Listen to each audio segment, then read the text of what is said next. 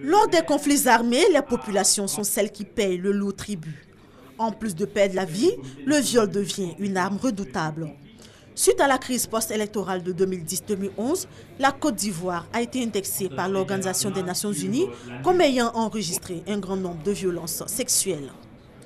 D'où les instructions du président de la République Alassane Ouattara afin que cessent définitivement ces pratiques. Aujourd'hui, je suis heureux d'affirmer que les résultats sont plus que satisfaisants.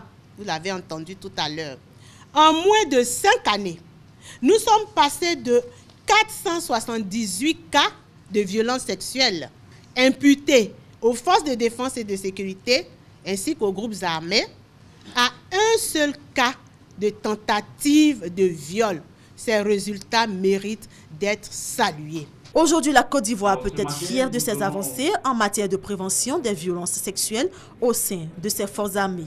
Les forces armées de Côte d'Ivoire, qui constituent le fer de lance de cette lutte permanente, ont mené une série d'actions telles que la sensibilisation de tous les éléments de l'armée, de la gendarmerie nationale, de la police nationale, des douanes et des eaux et forêts, la formation des hommes et surtout l'introduction de modules d'instruction dans les écoles militaires sur la lutte contre les violences sexuelles liées au conflit. La Côte d'Ivoire veut donc partager son expérience avec d'autres pays africains pour mettre fin à cette pratique. C'est là le sens de la conférence internationale sur la lutte contre les violences sexuelles liées au conflit par les forces armées nationales en Afrique.